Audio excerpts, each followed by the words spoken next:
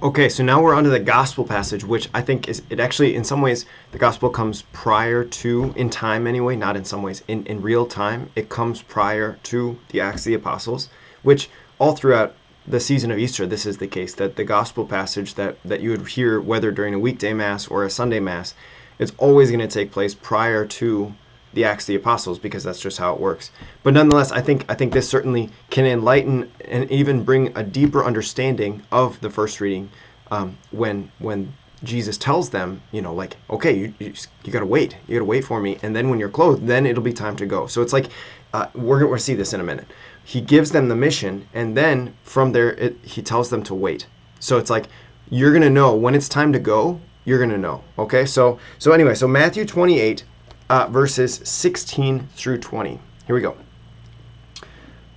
The 11 disciples went to Galilee, to the mountain to which Jesus had ordered them. When they saw him, they worshipped, but they doubted. Then Jesus approached and said to them, "All power in heaven and on earth has been given to me.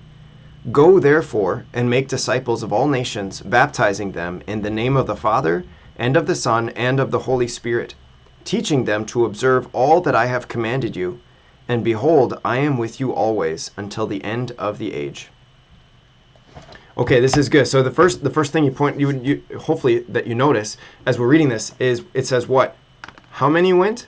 The 11, right? So there's just this reminder that's lingering. And we know that in the Acts of the Apostles in chapter 1, we know that they replaced Judas with Matthias, but they haven't gotten to that point yet. So we're stuck now. Before it was always the 12, always the 12, always the 12, but now it is the 11, which is just this lingering reality that Jesus, crucified and risen from the dead prior to his crucifixion, was betrayed by one of his 12. It's tragic. And yet the Lord can do something incredible with it, because what are they doing? They're going to Galilee, the mountain to which Jesus had ordered them. Which, again, I think because we're so familiar with Easter and we're so familiar with the resurrection, in so many ways, it's like, okay, well, he rose from the dead. This is great. But it's more than that. They're down to 11 because one betrayed the master, sending the master to a shameful, humiliating death. But then what happens? The master rises and orders them to go to Galilee. So it's like a sad reminder that there's only 11 now instead of 12. And at the same time, it's an incredibly joyful moment because they're going still where Jesus tells them to go. And in fact, we know this, that when Jesus appears to the women who go to the tomb earlier in the chapter in verse 10, it says, Jesus said to them, "Do not be afraid, go tell my brothers to go to Galilee, and there they will see me." So this happens. The women come back and they say, "Hey, look, this is the deal." What's fascinating is, the Gospels record the resurrection in different ways or from different perspectives. And in the Gospel of Mark, I believe it is, they refuse to believe. But somehow they still went. And we actually know that Jesus appears to them at some point. So anyway, this scene from Matthew is just, it's incredible. They're being obedient to Jesus, and they're going, and there, what happens? They see him. And when they see him, there's this strange line, this strange couple of phrases. They worshipped him, but they doubted. It's really strange, and I don't know that I fully understand it myself. But nonetheless, what are they doing? They are worshiping Jesus. Why would they worship Jesus? Because he has conquered death. And even as they worship Jesus, there's something in some of their hearts, maybe not all of them, but it's tough to say. There's something in there of doubt, of like, what in the world is going on? I don't even know if I can believe this. There's this lingering sort of, who knows? Who knows? But then Jesus speaks, and when he speaks, this is the incredible thing. Okay, so what does he say? Jesus approached. He approached. Right? Again, you just gotta let yourself meditate on the approach of Jesus, who conquers everything, even death itself. He approaches and he speaks. And what does he say? "All power in heaven and on earth has been given to me." Another way to translate the word power is authority. All authority in heaven and on earth has been given to me. All power has been given to me, right? Everything has been given to me. Go, therefore, and make disciples of all nations. Go. So therefore, what's the therefore? The there is for because Jesus mentions, okay, I have all authority. Now I'm sending you out. This is something I'm sure I've mentioned in here before. I know I would have mentioned this on Divine Mercy Sunday, the second Sunday of Easter, that what's Jesus doing? He's taking his authority. He acknowledges, I have all authority in heaven and on earth. I have it all. Now I'm giving it to you to go. Go out on mission. We call this the Great Commission. Co-mission.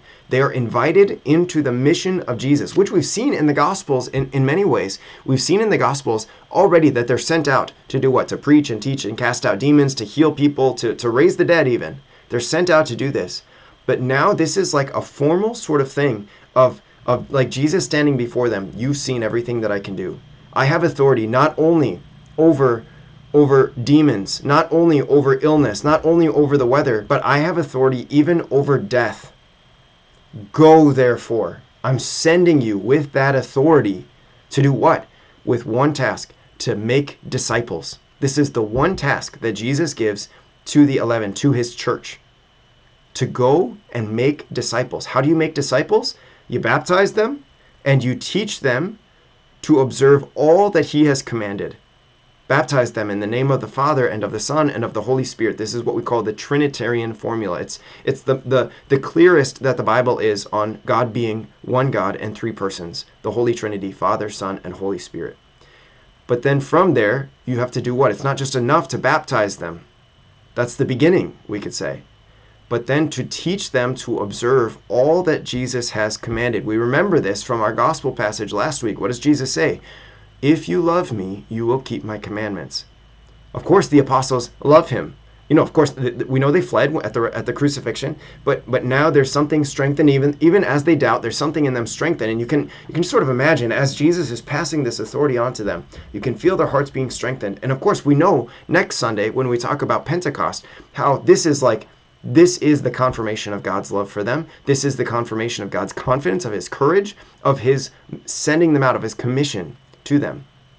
But even now you can imagine as Jesus is giving them this authority and giving them the mission, his mission, you can imagine the confidence being built up. It's like, oh man, not only confidence, but love. Love. We love Jesus, so we're going to keep his commandments. Great. Now go teach others to keep my commandments. Go teach them to observe them, not just to know them, but to observe them. This is what a disciple ultimately is at like a really foundational level. Someone who is baptized in the name of the Father and of the Son and of the Holy Spirit, which St. Peter says in the Acts of the Apostles chapter 2, for the forgiveness of their sins. And then someone who keeps and observes the commandments of Jesus, which of course, it implies a whole bunch of things. How are you going to know the commands of Jesus? Well, you got to be taught by somebody. What's the best way to be taught by somebody? Well, probably in like faith formation courses, but even more specifically by reading the Gospels. There you're gonna read the commands of Jesus, and then to read it in light of the teaching of the apostles, in light of the doctrines of the church and the traditions of how the Christian community has always interpreted this command or that command, right? Which again is not ever something that we want to contradict with the commands of Jesus, but it's like how can we apply this to our lives in this day, in this age? Anyway, beautiful, right? So that's ultimately what a disciple is. And this is the task that they are given, to go and make disciples of all nations, which is a fascinating thing. Think about for a minute. We'll wrap this up in a minute here, but think about it. All nations. Do they speak all languages? Probably not.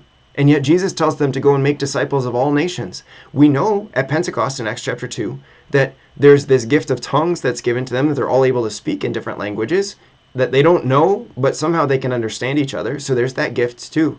But then you can also imagine what? I'm gonna make a disciple of somebody and tell that person to go and make disciples of somebody and tell that person to go, right? And so that person, maybe 2 or 3 or 4 generations down the line, is going to know a language that I don't know. And so that person is going to be able to make disciples of someone else from another nation, another country, another nationality, language, whatever, who can then make disciples of, right? So like, and this is the thing, this is the task given to the church that we really aren't very good at doing. Like we're invited into the commission of Jesus, into this mission to make disciples. Let's actually do that by baptizing people in the name of the Father and of the Son and of the Holy Spirit, and teaching them to observe everything that Jesus commanded, and to know.